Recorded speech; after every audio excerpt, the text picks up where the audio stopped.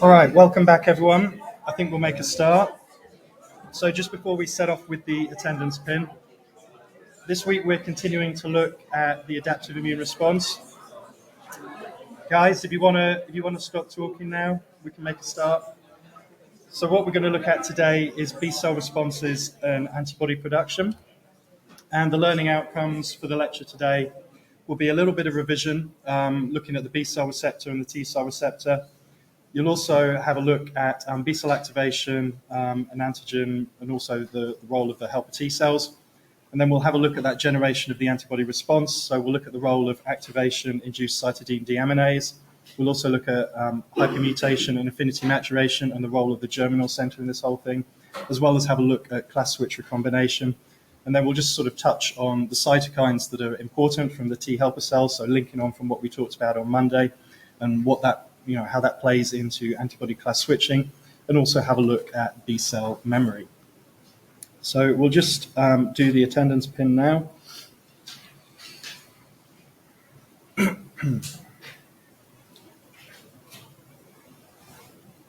So it's 0729. 0729. So this slide is just a little bit of a recap. So just looking at the difference between the B cell receptor and the T cell receptor. So actually what we're looking at in this diagram is antibody. So remember that we have a B cell receptor, which is immunoglobulin, it's membrane bound. Antibody is the secreted version of that. So for our antibody, we have 4 polypeptide chains. We have 2 heavy chains and 2 light chains. And these are linked together by disulfide bonds, and you have this flexible hinge region in the middle. We have 2 antigen binding sites, and then on the T cell, we just have 1 antigen binding site for the T cell receptor. Now, obviously, antibodies, we know that they play a really important role in mediating that humoral immune response. And as we just touched on, they can be either membrane bound as the B cell receptor or secreted as antibody. And then this diagram just down here shows you kind of the crystal structure of an antibody, just showing the conformation of the heavy and light chains. This is just a little bit of a revision tool, so something that you can go away and look at and also sort of populate and think about the differences between the humoral response, which is obviously related to the B cells, and then also your cellular cell-mediated response, which is dependent on the T cells. And just start to think about bringing things together and how you can compare and contrast these two things. Now, when it comes to the antibody-antigen interaction, you might have heard people talking about affinity and avidity. So affinity applies to the interaction of a single epitope that's binding to a single antigen binding site. So that would be something, for instance, that I've highlighted in red here. Whereas the avidity is that total strength of the interaction, sort of involving both antigen binding sites. So the way that I tend to remember it is that obviously in avidity you have the letter V, and that's almost like the 2 arms of the antibody. So you've got your affinity and your avidity, so you need to be aware of that. I've put here an equation for how you might calculate affinity. You don't need to know this, but obviously it's something good to know if you do perhaps go into a job that's relating to antibodies or immunology. So it's something that you might be interested in for the future. Thinking back, we know that antibodies, they recognize whole proteins, so they'll bind to whole proteins. We also know that antibodies can be generated to non-biological molecules. So we can think about drugs and think about allergies and things like that. So they're quite diverse. It's also important to remember that the interactions that they form with their antigen are reversible. Okay, it's not a permanent fixed thing. So if we look at the B cell receptor and antibody, and we look at how we can achieve membrane bound versus soluble. So remember we were talking about VDJ recombination. So here we have our VDJ recombination that's taken place. We have our constant regions that are forming our heavy chain, but at the end we have a membrane coding and a secretion coding exon. And these are alternatively spliced together with the rest of the heavy chain, and that will determine whether it becomes a secreted antibody or it's membrane bound. So here you can see that we've got the membrane coding exons being alternatively spliced in with a heavy chain, and this will set it off to be a membrane-bound B cell receptor. On the other hand, over here, we have our secreted antibody, so you can see that our heavy chain is being spliced with the secretion coding exon, and this will actually form sort of a hydrophilic tail, and therefore it will go off to be an antibody. I know that this is something that we've looked at before in terms of the structure of the antibody. So if you were to cleave it at the hinge regions, you'd end up with 2 Fab fragments and an FC fragment. And I just kind of wanted to highlight it because really these hinge regions are quite flexible, and that allows sort of diversity when it's binding, obviously, to different epitopes. So you can see here, and it's got slightly different conformations as it's adapting to bind the different epitopes on the antigen on the bacteria. If we think back to the FC region, it's important to realize that there are actually quite a few cells of the innate immune system that have FC receptors. So these FC receptors will allow them to bind antibody. So we talked about how antibodies can opsonize bacteria, for instance, so they bind to the outside of bacteria. These can then be recognized on the FC portion of the antibody by FC receptors on, let's say, a macrophage, and this can enhance phagocytosis or various other mediated functions. And we'll talk a little bit more about FC receptors later on in the lecture. But it's just really kind of important to realize the differences that the actual different segments or different portions of the antibody are playing in that immune response. You also have to be aware that there are actually different isotypes of antibodies. So I know we touched on this and we had some discussion. So I know that you are actually aware of this. But essentially, we have this process called isotype switching or class switching.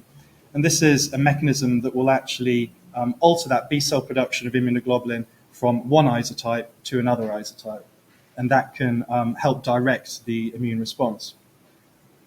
You probably remember that the light chains, they can be either gene segments from kappa or lambda. So that's in terms of the light chain. But when it comes to the heavy chain, we have some different gene segments. So we have mu, delta, gamma, alpha, and epsilon. And essentially, it's the variation in the heavy chain sequence that will determine what isotype is being produced. And so you can see on the gene locus here. So let's say we have a VDJ recombination here, and then we have all these constant regions. And you can see that they're in a certain order. So we have mu, delta, and then we actually have 4 gamma, epsilon, and alpha. And they will determine that isotype. So obviously, mu will give you IgM, delta will give you IgD, and so on.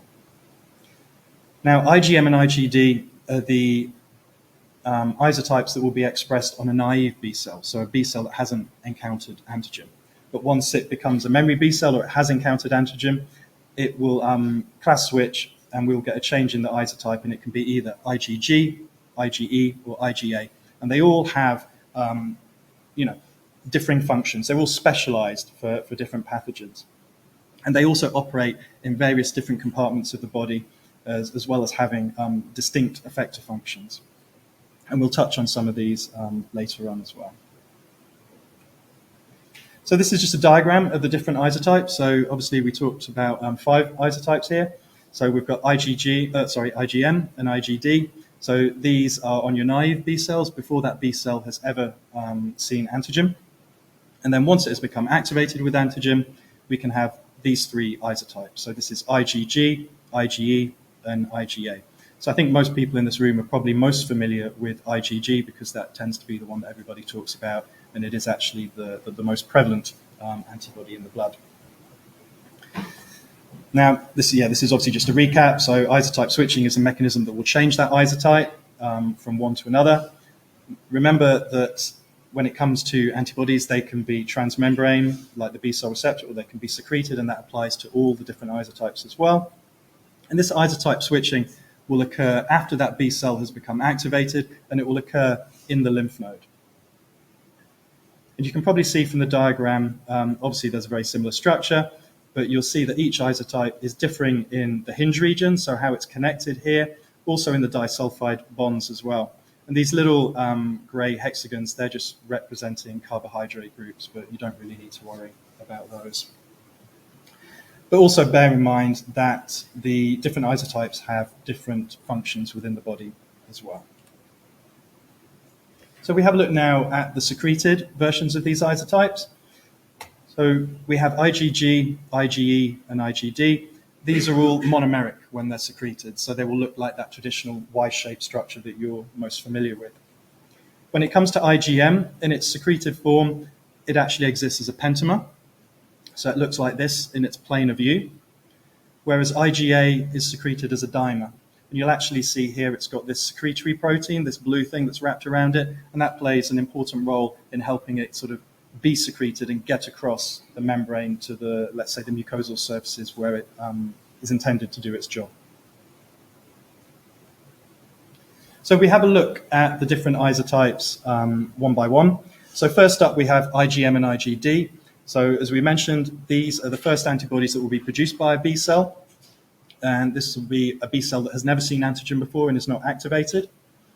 And essentially the main function of IgM is to activate complement. So if you think back to the complement pathways that we were talking about before, but they also play an important role in opsonization. So remember how we talked about opsonization and the importance of that in terms of phagocytosis and also as well as complement. But they also play a role in neutralization. And so we'll touch on neutralization and opsonization a little bit more in the lecture later on. But essentially neutralization is kind of just binding, if you have a toxin, you want to bind as much of the toxin so you can essentially neutralize it.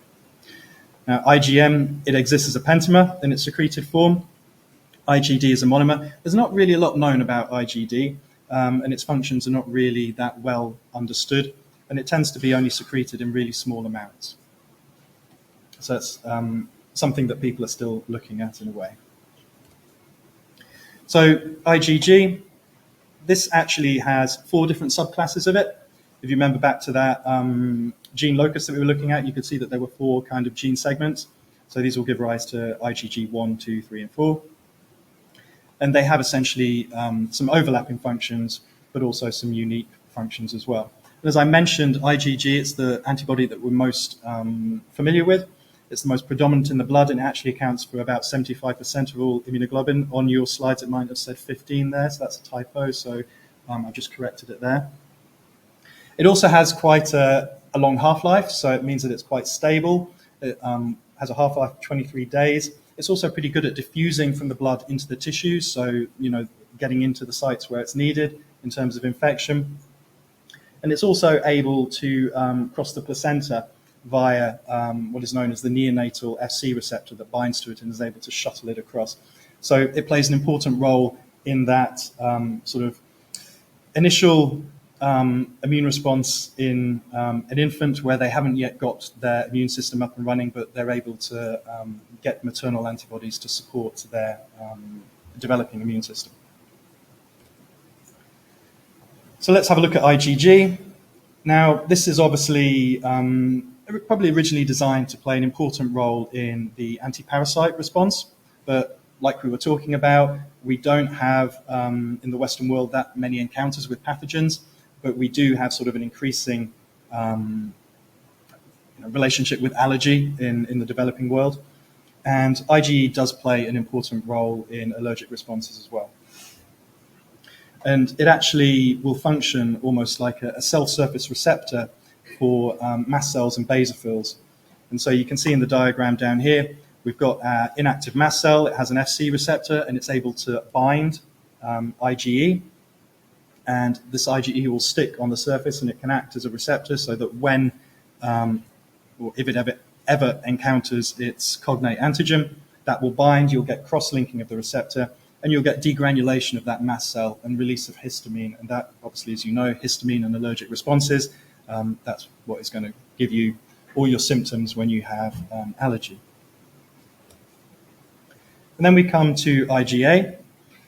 So one of the main functions of this is that it will actually be secreted across the mucosal epithelium, and this is done in its dimeric form with the secretory protein that we talked about earlier. And it plays an important role in neutralizing pathogen, and it can also be transferred in breast milk to an infant. And this diagram just shows you it's sort of crossing the mucosa here, so it's taken up and then it will be sort of released on the other side where it can perform its job in binding to perhaps toxins or bacteria. Now, obviously, we mentioned quite a bit about FC receptors, and this slide just really summarizes that. So the FC receptor is essentially a surface protein, so it's a whole family of receptors that are able to bind the FC portion of an antibody. And they're quite commonly found on the surfaces of innate immune cells, so this will be your neutrophils, eosinophils, macrophages, monocytes, basophils, mast cells, so on, dendritic cells, natural killer cells. And the different cells will bear different receptors that you can see down here. And that will determine what antibody they can bind and therefore what cells can be engaged. Now, I wouldn't expect you to know all of the different FC receptors, just be aware of them and that you have different sorts and that they can bind different classes of antibody and therefore direct different aspects of the immune response. So essentially, the FC receptors that you see here will bind to the FC portion of the antibody down here. Now, antibodies, they're very important in the humoral immune response, as we've already mentioned. And really, some of the three main mechanisms by which these antibodies are actually able to sort of target and deal with extracellular infections are neutralization, opsonization, and then activation of complement. And so we've touched on these already in some of the previous lectures, but essentially neutralization is what you're seeing in this top diagram here. So antibodies can bind to perhaps toxins that are produced by a pathogen. So they bind to them, they form these immune complexes, and they prevent the toxin from impacting on the body cells. So that's neutralization. Opsonization. So for instance, here we have our bacterium. The antibody is recognizing the antigen or the epitopes on the bacteria, it's binding to it. The FC receptor on the macrophage is recognizing these antibodies that have opsonized the bacteria, and we're getting phagocytosis of that bacteria. And so, that way it can enhance phagocytosis and enhance that elimination of the pathogen. And then, of course, we've got complement activation. So hopefully you remember that in the classical pathway, we have binding of our antibody to antigen, and then we have C1q coming in, and we get that whole complement cascade that ultimately results in the membrane attack complex being deposited, and then we get lysis of that cell. And then obviously that cell will be killed. So neutralization, opsonization, and complement. So we just have a quick run through of some of these. So this is neutralization of a toxin. So what you can see in the diagram here is we have a toxin that's floating around. Obviously that will cause problems for any cell that it might encounter. So you see here the toxin is binding to a receptor. It's being taken up by that cell, and then obviously that cell is going to suffer and die. But one of the aims of antibodies is hopefully it can recognize that toxin before it gets anywhere near the cell and essentially remove it from the circulation and protect that cell. Now, that's obviously dealing with toxin, and we have a somewhat similar approach that's used to deal with viruses. So you can imagine that during a viral infection, we have free virus. It's going to bind to the receptors on its target cell. It's going to be taken up by endocytosis, where it's going to eventually sort of deliver its genetic payload and infect that cell, and obviously causes a lot of problems. But like the antibody was able to deal with the toxin, we can have the same situation here, where the antibody is actually able to recognize and block free virus. It will bind to the receptors on the virus and block that virus from actually gaining entry to the cell. And so that's another important role for neutralizing antibodies in the immune response. They can also play an important role in bacterial sort of infections. So here we see a bacteria binding to the surface of a host cell. Obviously, there's a chance that it may become internalized, and then we get propagation within those vesicles and we get an infection within that cell. So like we saw before, antibodies are pretty good at binding to the antigen on bacteria. We're getting the opsonization, and when that bacteria is coated with antibodies, not only may we get opsonization and phagocytosis and complement, but also it's actually blocking that physical contact between the bacteria and the host cell. So it's kind of another added layer of protection, if you will. And then looking back at the function of antibodies as well, as we just talked about, they're going to bind to that bacterium. We're going to get activation of the classical complement cascade, which will result in deposition of C3b and the membrane attack complex. But also, the Fc portion of these antibodies can be recognized by Fc receptors on the macrophage, and we can get uptake, phagocytosis, and then degradation of the pathogen. So you can see that there's multi-aspects, so like a multifaceted response into how the antibodies can actually deal with pathogens and pathogen toxins.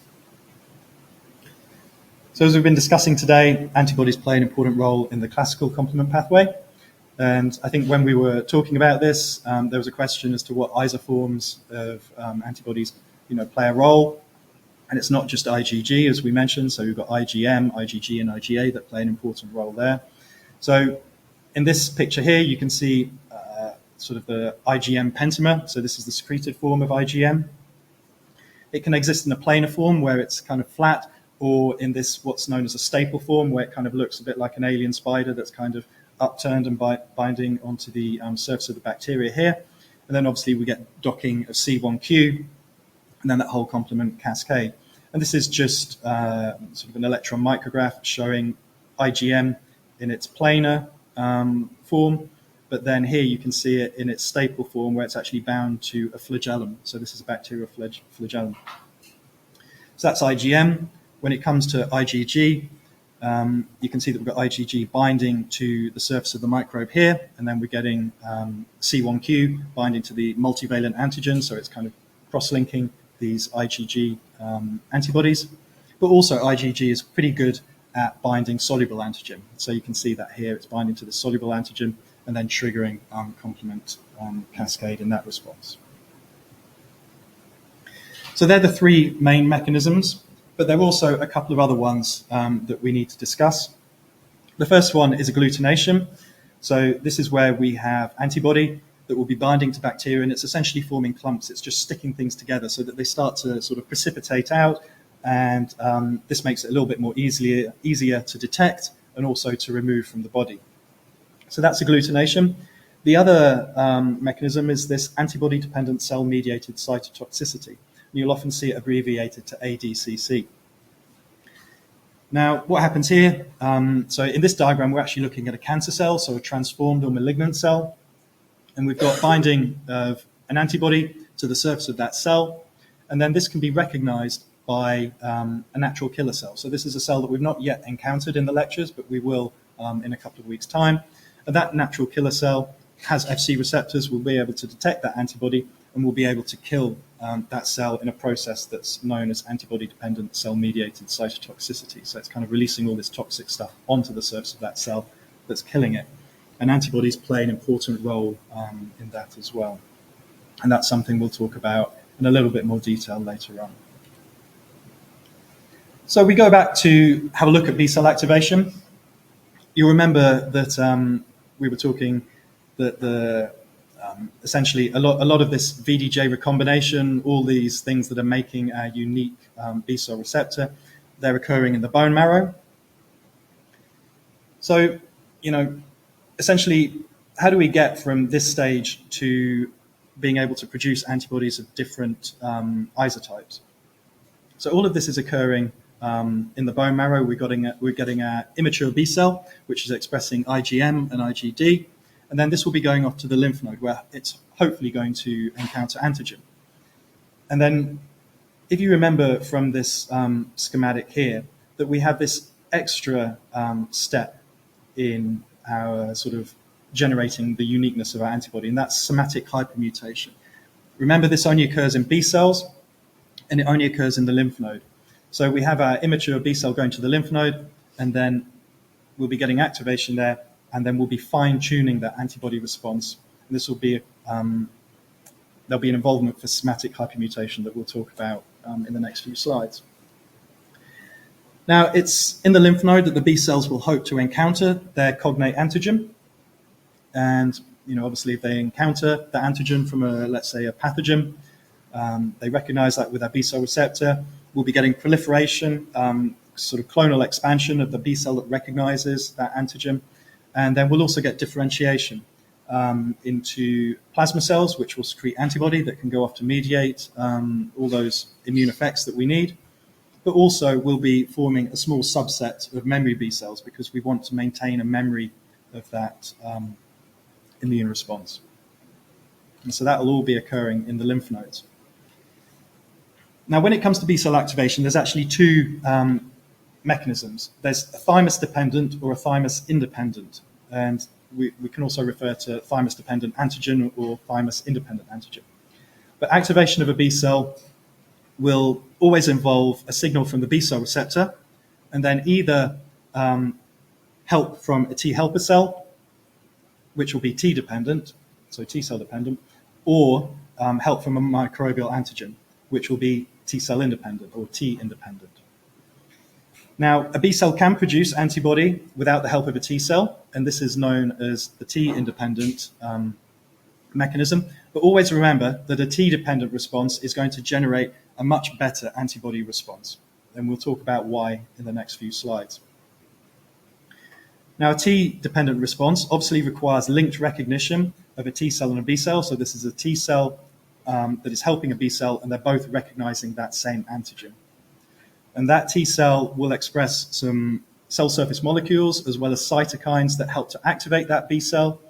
And this in turn helps to promote this follicular helper T cell development. So remember back to the last lecture. The T independent doesn't require any T cell help, and it's just sort of responding to exposure to antigen as well as recognition of pattern recognition receptors as well as B cell receptor triggering as well. So we look at the thymus-independent antigen route. So it's really important to realize that this is actually a very quick way of producing antibodies. So, sometimes we just need antibodies and we don't necessarily, want to wait around for that fine-tuning response to happen. So they can be generated via this thymus-independent antigen if we've got a bacterial infection. So we have two signals here. The first one is the same for thymus-independent and thymus-dependent. So we've got B cell activation, so we've got our BCR being triggered by antigen.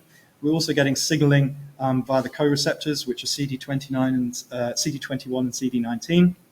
So they're helping. But then signal 2 in the thymus-independent is being delivered through a pattern recognition receptor that's recognizing a PAMP. So lipopolysaccharide is what's being shown in this diagram. So it's a really quick way for producing an antibody, but it's just going to be producing IgM. That's all we're going to be getting. We're not going to get any memory response, and we're not going to get any isotype switching, and we're not going to get any fine-tuning of the antibody. So it's a quick response, but it's not a particularly good one, and there's no way of developing it any further, and it's not going to give us any memory. If we look at a thymus-dependent antigen, so again, the first signal is the same. We're getting signaling from the B cell receptor and the co-receptors, so CD21 and CD19. And then the second signal is actually being delivered by a T helper cell. So you can see that we've got binding of our antigen to the B cell receptor. That's going to be taken up. It's going to be processed. And then that antigen is going to be presented on MHC class 2 to a T helper cell. We're going to get some CD40 ligand co-stimulation as well. And this is going to help activate this NF-kappa B transcription factor that we talked about, and we're going to get those downstream effectors that we mentioned in some of the earlier lectures. So here we're getting that T cell help coming in, and we're getting transcription factor and gene expression being, transmitted downstream from that T cell receptor. So how did people actually realize that we have this T-independent response as well as a T-dependent response? So this guy here, he's known as a nude mouse. He actually lacks a thymus, so this is a research strain that you can purchase and use in your labs. So he's lacking a thymus, so he has no T cells, but he's still able to produce a response to T-independent antigen. So if he sees microbial antigen, he can still generate a limited antibody response. So how is this? Well, it's because it's occurring through this T-independent response. We can do a slightly different experiment. So we can take a normal mouse, we can irradiate it, so this completely ablates its immune response. If we don't reconstitute that immune response in that mouse and we subject it to a T-dependent antigen, so in this case, they've used sheet red blood cells, so it's not a pathogen, it's not got any PAMPs on it, you're not going to get any response. If we reconstitute that irradiated mouse with bone marrow cells, so it's got B cells, we don't get any response either. The same with thymocytes, because we've regenerated it with thymic cells, still no response. But if we reconstitute it with bone marrows and thymic cells, then we start to get immune response. So it's shown that we need the B cells and the T cells, to get that response to a T-dependent antigen. So something that's not a pathogen, something that's not got a PAMP on it. So that was kind of how they were looking at that. Now, if you remember back to T cells, in the previous lecture, we were saying how there are 3 independent signals that are needed, and it's somewhat similar in terms of B cells. So first of all, the first signal that we're getting is antigen that is binding to that B cell receptor, and it's causing that B cell activation.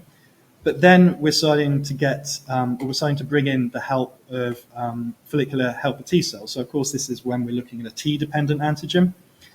And those follicular helper T cells are really important, as we mentioned in the last lecture, in providing help for the B cell. And they're really important in forming the germinal center, which we'll look at in a few slides' time. And it's important for affinity maturation, developing antibodies, as well as developing that memory response. And that's all due to the help from the follicular helper T cell. It's also capable of providing additional signals. So, when it recognizes this MHC class 2 that's presenting an antigen or a peptide on its cell surface, we're also getting this CD40 ligand, so CD40 ligand, and that's important in transmitting a signal through to that transcription factor, NF-kappa B. We're also getting the delivery of cytokines. Remember how we said IL-21 is an important cytokine, for B cells and antibody production. So you can see that here. So all of this enhances that B cell survival, proliferation. And it's also important to remember that those T helper cells that we were looking at in the last lecture, they produce a whole range of those polarizing or those effector cytokines, and they also play an important role in regulating the isotype switching and determining which antibody class we need. So depending on which particular infection we've got and the effector cytokines that are being produced, that will determine what isotype switching we will get.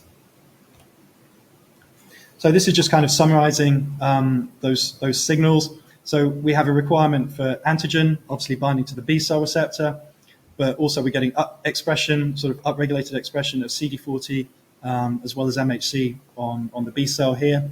We're getting IL-21, so cytokine, and then we're getting obviously the CD40 ligand. So those signals are all resulting in proliferation, survival, and helping to sort of generate that antibody response. Now, we talked about linked recognition. So I just wanted to show this slide. But essentially, linked recognition means that you're getting activation of a B cell by a helper T cell that also recognizes that same antigen. So just to show it in a diagram form, we've got a dendritic cell. It's recognizing a pathogen. It's presenting antigen to a T helper cell. So that's recognizing that antigen. Separately, we've got a B cell somewhere that's bound the same antigen. It's processed it, and it's presenting it. And that T cell that recognizes that antigen can come and recognize the antigen here, and it can provide help to that B cell in order to propagate that immune response and activate that B cell. So that's what we mean by linked recognition. It's the two cells that are essentially recognizing the same antigen, and that T helper cell is then able to provide help to that B cell. And so that's just an important concept to get your head around. So if we have a look at the lymph node, because obviously the lymph node is where this is all going on. So if you remember, we talked about the T cell areas being in blue. So the B cell areas are in yellow, and these bright yellow circles are the germinal centers. So when you get an infection, they will increase in size. So what happens is the B cell will enter the lymph node and it will encounter antigen, and then it will migrate to the boundary of the T cell and the B cell zone, where it really hopes that it will meet a T cell. Once it encounters a T cell, it will then become activated, and it will then migrate back to the follicle, which are these light yellow areas, and then it will start to form a germinal center. So it will proliferate, and you'll get this formation of a germinal center, which kind of looks like this accumulation of cells here. And this is where it starts to fine-tune that antibody response. Now, as we mentioned, the germinal centers, they're really key areas for the proliferation of that B cell, but also the differentiation and affinity maturation.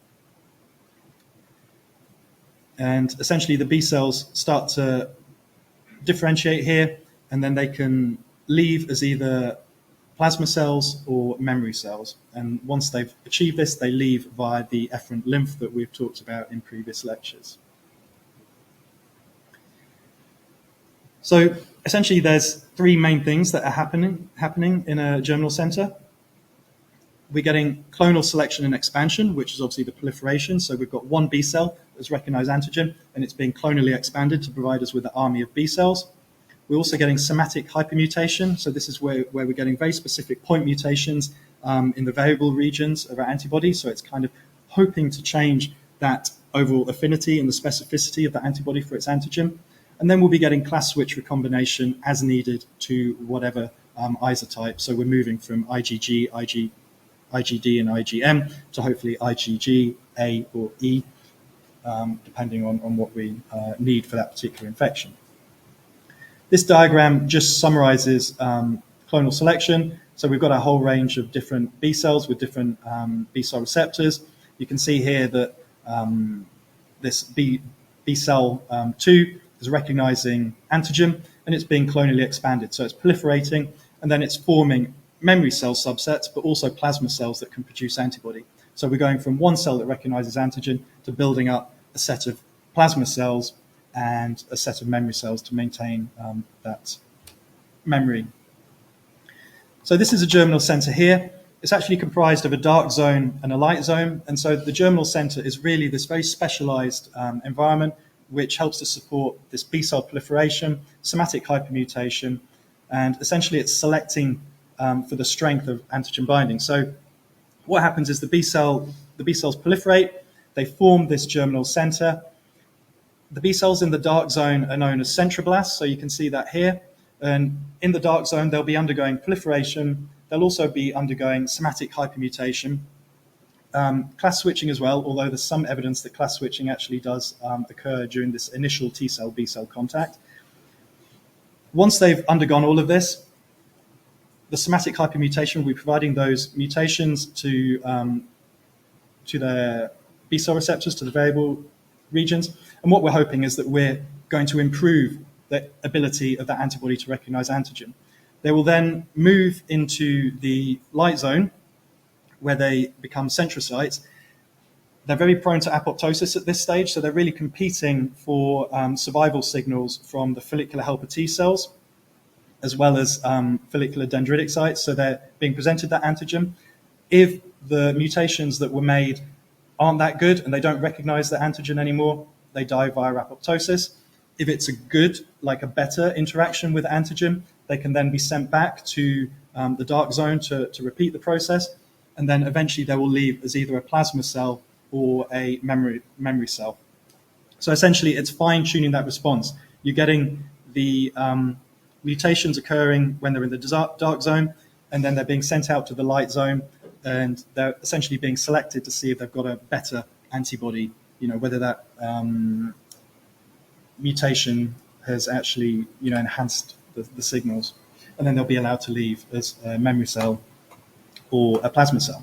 So essentially this somatic hypermutation, affinity maturation, and class switch recombination is all there to diversify antigen or antibody, repertoire. So somatic hypermutation, this is where we've got B cells, they're undergoing this mutational process in the variable regions to try and improve that sequence and essentially improve the ability of that antibody to bind antigen. We're also getting affinity maturation. So this is the process by which the B cells that have made these mutations actually improve the affinity for the antigen and are then selected to survive. So affinity maturation is the name of that whole process in which somatic hypermutation is occurring. And then we get class switch recombination. So this is where we're changing the class of that antibody via that recombination of the constant genes that we talked about earlier. And this all relies on help that's provided by follicular T helper cells that we talked about last week, being provided, or CD40 signal is kind of providing that signal from the follicular helper cells. So we look at somatic hypermutation and affinity maturation. So it's these random mutations that are being done with the aim of producing an antibody with a better affinity and specificity for our antigen. As we mentioned, it requires help from that follicular helper T cell, and it requires this CD40 ligand contact. And it's being mediated by an enzyme that's known as activation-induced cytidine deaminase. So this is playing a key role in making those mutations in somatic hypermutation, but also playing a key role in class switching as well. Remember that this gene or this enzyme is only activated in activated B cells. So it's only going to be doing its job in activated B cells. And that's just a little schematic, but I wouldn't worry about the going into too much detail. So essentially, this is looking at affinity maturation, and it's a little bit like a evolution, Darwinian selection. We've made our mutations on our B cell receptor. Is it a good mutation or is it a bad mutation? If it's bad and we've got a worse off affinity for the antigen, that cell is going to be eliminated. If it's good, it's going to be enhanced. That cell is going to be given survival signals, and it's going to proliferate, potentially be sent back to redo the process to get a better affinity.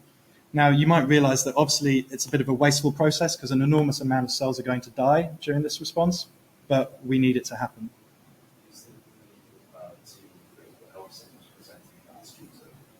That and the follicular dendritic cell. Yeah, so they're kind of going and they're checking, and then, if it's good, they're going to get the survival signals to survive, and then either continue and go back and make more mutations, or survive as a plasma cell or a memory cell. If they don't get that interaction, or it's a worse off interaction, they'll die via neglect, basically.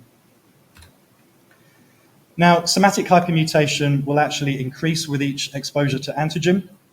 And, we can see that here. So let's say we've got our primary response. We have an increase in mutations. The secondary and the tertiary, it goes up. And hopefully you'll realize that this is why we have booster vaccinations. So when you had all your booster vaccinations during COVID, it's to, better fine-tune your antibody response and make better antibodies that have a higher affinity. Now, sounds like a good thing. Why might it not be a good thing? Can you think of any reasons why not?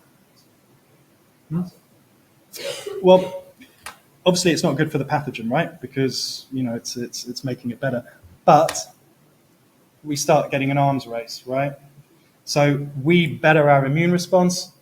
That puts a selection pressure on the pathogen.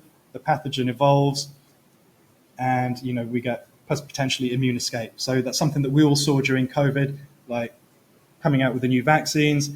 The virus changed. And so you have this kind of arms race between our immune system and the pathogen as well. Now, like the T cell responses, we also get a B cell memory response, and we preferentially activate that memory B cell response over a naive B cell response, so pretty similar to the T cells as well. Remember that we don't want antibodies hanging around in our blood once we've cleared an infection. We want to get rid of them. So that's why we rely on that memory B cells so that they can be activated and kind of deliver antibody a lot more quickly. So we don't want to keep antibody in our body when it's no longer needed. Now, when it comes to class switch recombination, remember that I said it's the cytokines from the T helper cells that will actually determine what class switching will go on, and that's determined by the infection that we're having. Class switch recombination is also mediated by this activation-induced cytidine deaminase. So essentially, do we need IgA for a mucosal infection? Do we need IgG for a systemic infection, or do we need IgE for perhaps a parasitic infection? So that's all those signals are determined by these T helper cells, and this is just summarizing some of these cytokines. So remember how we were talking about the T helper cells and the different effector subsets last week. So you can see that these are some of the effector cytokines that are being produced and the different isotypes that they will actually sort of support. Now, when it comes to immunoglobulin and the distributions around the body, they actually do have some different distributions. So you can see IgG is systemic. It's found throughout the whole body. IgE tends to be more sort of towards the barriers, whereas secretory IgA plays an important role in the mucosa. So that's just something to be aware of as well. And we've got a few minutes, so there is actually a little poll everywhere quiz if you want to get your phones out and have a quick go at that. All right, it looks like you're starting to get there. In the interest of time, I'll probably just start to run through these. So the affinity of an antibody can be described as the strength of the interaction between the antigen binding site on an antibody and the epitope on an antigen. Avidity, remember, that's representing that overall strength of the interaction. Which isotypes are expressed by a B cell before it's being activated? That is, of course, IgM and IgD. This occurs after class switch recombination. Secretory IgA exists as a dimer. Now, antibodies play an important role in which of the following? It's all of these, so neutralization, opsonization, complement, agglutination, and ADCC. Which produces a better antibody response? It's the T-dependent response that involves that help from a T helper cell. And what enzyme plays a key role in somatic hypermutation? So it's this activation-induced cytidine deaminase, or AID. So that looks like you got it. And how would you describe link recognition? So it's the activation of B cells by helper T cells that are also recognizing that same antigen, or the same pathogen in a way. So that looks good. So perfect. So that's it, obviously, for today. Next week, we have the practical. So on Monday, we're going to go through the pre-lab where we'll just discuss those things and what you need to do. The groups for the practical are on Canvas, so hopefully you've seen that. All right, I'll see you on Monday then.